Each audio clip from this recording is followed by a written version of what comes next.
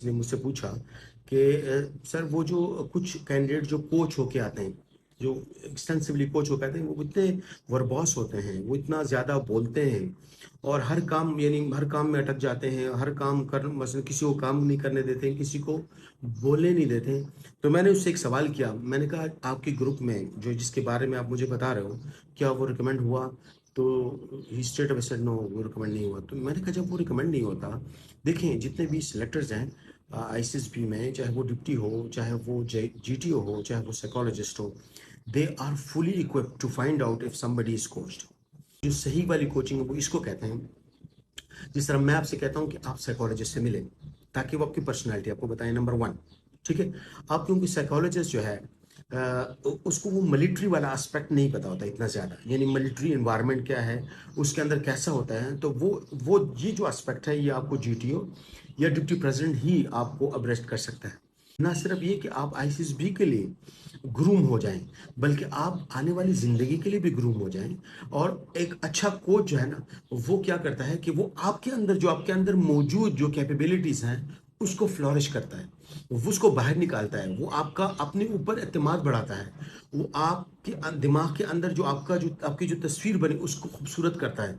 ताकि आप कहते हैं ना एक दूसरे से बी योर सेल्फ, तो बी योर सेल्फ का मतलब ये होता है कि आपका जो सेल्फ इमेज है अपने बारे में, आपके अंदर जो कंटेंटमेंट कनात पसंदी है अपने बारे में, अपनी कैपेबिलिटीज के बारे में, कोई परेशानी नहीं है, अपने आप को लो फील नहीं करवाते। फिर तीसरी चीज जो ना, आईसीएसबी में बच्चे थोड़ा सा अंडर कॉन्फिडेंट चले जाते हैं रिगार्डिंग द ड्रेसिंग। कुछ लोग, कुछ बच्चे जो फाटा रीजन्स या फार ऑफ एरिया से आते हैं, तो they come in their own traditional dresses, और sometimes they wear a dress which they can not wear because they had never been worn it. So इससे कोई फर्क नहीं पड़ता, whatever you wear just wear it good, it should be neat and clean, it should be good and that's it. इससे कोई फर्क नहीं पड़ता आपकी। हाँ, सेल्फ प्रेजेंटेशन है कि आप साफ सुथरे हो, आपको मतलब आप डेडिकेट, जिससे लगे कि you really want to join the arm forces, आपके अंदर वो अर्जेस हो, आपके आपकी बातों में वो एनर्जी हो, आपके सेल्फ प्रेजेंटेशन हो आपके अंदर, दैट इज इंपॉर्टेंट।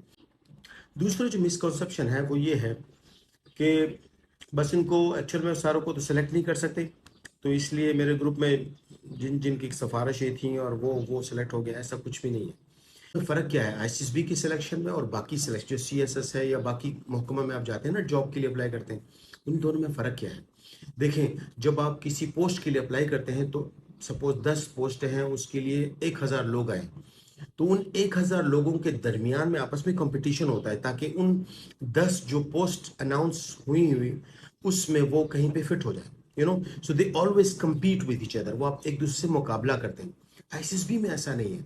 आईसीएसबी में जितने भी ये तीनों सिलेक्टर्स जो हैं, ये जो डिप्टी प्रेसिडेंट है, जीटीओ है या साइकोलॉजिस्ट है, इनके ऊपर किसी भी तरफ से कोई प्रेशर नहीं होता कि आपने इतने कैंडिडेट्स को सिलेक्ट करना है या इतनों को रिजेक्ट करना है। इसलिए ये आपको बोलते भी हैं जीटीओ अपनी ब्रीफिंग में कि हमारे ऊपर कोई प्रेशर नहीं है, हम पूरी की पूरी आईसीएसबी सेलेक्ट हो जाए बहुत अच्छी बात है, या पूरी की पूरी आईसीएसबी रिजेक्ट हो जाए, इसका किसी की सेहत पे कोई असर नहीं पड़ता, बिकॉज एक मयार है, उस पे जाना जरूरी है, उस मयार को बाईपास नहीं कर सकते कि नहीं ये मयार पे पूरा नहीं होता था लेकिन बच्चों को पूरा करना है, नो इट्स नॉट पॉसिबल। तो ये मिसकॉन्सेप्शन है, आपने मुकाबला नहीं करना एक दूसरे के साथ, you just have to present yourself. ऐसा नहीं होगा कि आपको सेलेक्ट करेगा तो किसी दूसरे को नहीं करेगा, नो, सारे सेलेक्ट हो जाओ, ऐसा ये नॉर्मल चीज़ें हैं, ये नॉर्मल सी बात है कि ग्रुप के एक जीटीओ या किसी के ग्रुप में 12 लड़के आए, 12 के 12 सेलेक्ट हो जाए, 12 में से 10 सेलेक्ट हो जाते हैं, ऐसा कुछ भी नहीं है। So it depends upon your abilities, how you portray and how you present your self. If you fulfil that requirements, जो उन्होंने एक मयार है जो आईसीएसबी में उन्होंने बनाया है, उस पर आप पूरा उतरते हो, you'll get recommended, no issue at all।